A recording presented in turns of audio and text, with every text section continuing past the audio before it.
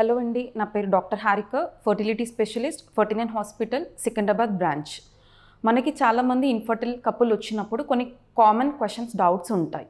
So కామన్గా వాళ్ళు అడిగే క్వశ్చన్ ఏంటి, మనకి ప్రతిసారి ఎంబ్రియో ట్రాన్స్ఫర్ అనేది చేసినప్పుడు 2 బేబీస్ పెడతారా, లేదంటే 3 బేబీస్ పెడతారా, లేదంటే సింగిల్ బేబీ పెడతారా, అండ్ ఎప్పుడు 1 బేబీ పెట్టాలి, ఎప్పుడు 2 బేబీస్ పెడతారు, అండ్ ఎప్పుడు 3 బేబీస్ పెడతారు అనేసి అడుగుతూ ఉంటారు. సో కామన్గా మనం చూసుకున్నట్టయితే యూజువల్లీ మనకి సక్సెస్ రేట్స్ ఆఫ్ ఐవీఎఫ్ వచ్చేసి 60%. అంటే మనం 100 మెంబర్స్కి ఐవీఎఫ్ చేసినట్టయితే అందులో 60 పీపుల్ వరకు పాజిటివ్ వస్తారు.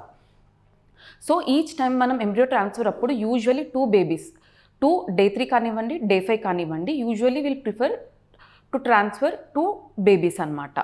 సో ఈ 2 బేబీస్ పెడితేనే మనకు సక్సెస్ రేట్ వచ్చేసి యావరేజ్గా ఒక 60% వరకు ఉంటుంది. సో ఇంకొక కామన్ కండిషన్ ఏంటి అంటే మనకి 3 బేబీస్ ఏ కండిషన్స్లో పెడతారు. సో 3 బేబీస్ వచ్చేసి మనకి ఫస్ట్ రీజన్ వచ్చేసి అడ్వాన్స్డ్ ఏజ్, అంటే వైఫ్ పార్ట్నర్ ఏజ్ కనుక మనకి మోర్ దాన్ 38 ఇయర్స్ ఉన్నప్పుడు మనం 3 బేబీస్ అనేటివి పెట్టవచ్చు. రూల్ ప్రకారం, అంటే ఏఆర్టీ లా ప్రకారం మనకి అడ్వాన్స్డ్ ఏజ్లో కూడా 3 బేబీస్ని ట్రాన్స్ఫర్ చేసుకునే ప్రాసెస్ అనేది ఉంటుంది. అండ్ అలాగే సెకండ్ రీజన్ వచ్చేసి మల్టిపుల్ ఫెయిల్డ్ ఐవీఎఫ్ సైకిల్స్. అంటే ఏంటి, మనం 3 టైమ్స్ ఎంబ్రియో ట్రాన్స్ఫర్ చేసినప్పటికీ కూడా that to good quality embryos. So ప్రతిసారి 2 గుడ్ క్వాలిటీ ఎంబ్రియోస్ ట్రాన్స్ఫర్ చేసినప్పటికీ కూడా 3 అటెంప్ట్స్లోనూ కూడా వాళ్ళకి ప్రెగ్నెన్సీ పాజిటివ్ రానప్పుడు కూడా we can go head with 3 embryo transfers. So ఈ 2 కండిషన్స్లో మనకి ఏఆర్టీ లా ప్రకారం మనం 3 బేబీస్ని ట్రాన్స్ఫర్ చేసుకోవచ్చు. And coming to single embryo transfer, single ఎంబ్రియోని మనం ఏ కండిషన్లో ట్రాన్స్ఫర్ చేస్తాం. సో యూజువల్లీ కొన్నిసార్లు మనకి ఐవీఎఫ్ సైకిల్స్కి వెళ్ళినప్పుడు ఓన్లీ 1 బేబీ అనేది వస్తుంది కొంతమందికి 2 బేబీస్ రావచ్చు, కొంతమందికి 3, 4, 5, 6 సో ఆన్. సో కొన్ని కండిషన్స్లో మనకి సింగిల్ బేబీ వచ్చినా కూడా we can go head with single embryo transfer అనమాట. సో దాని సక్సెస్ రేట్స్ వచ్చేసి మనకి యూజువల్లీ సింగిల్ ఎంబ్రియోకి మనకి 30% సక్సెస్ అని చెప్తాం.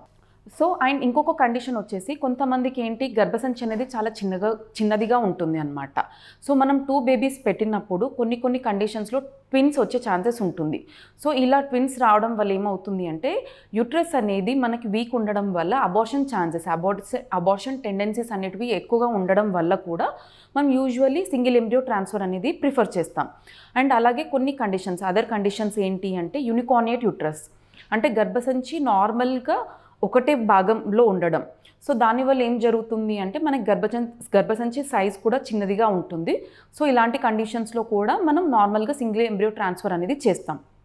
అండ్ ఇంకొన్ని కండిషన్స్లో ఆల్రెడీ పేషెంట్స్కి ఒక బేబీ ఉంది, లివింగ్ బేబీ, హెల్దీ బేబీ ఉంది అన్నప్పుడు కూడా we can go ahead with single embryo transfer. And ఇంకొన్ని కండిషన్స్లో లైక్ ఆల్రెడీ మనం 2 బేబీస్ ట్రాన్స్ఫర్ చేసాం, లైక్ ట్విన్స్ వచ్చాయి, 5th మంత్లో మనకు అబార్షన్ అయింది అని కామన్గా వింటుంటాం. సో అలాంటి కండిషన్స్లో కూడా సర్వైకల్ ఇంకాంపిటెన్సీ అంటారనమాట. అంటే సర్విక్స్ అనేది ఓపెన్ అప్ అయిపోయి మనకి అబార్షన్ రూపంలో బయటకు వచ్చేస్తూ ఉంటుంది. సో ఇలాంటి కండిషన్లో కూడా మనం ముందు జాగ్రత్తగా సింగిల్ ఎంబ్రియో ట్రాన్స్ఫర్ అనేది మనం ప్లాన్ చేస్తూ ఉంటాం. So this is all about embryo transfers.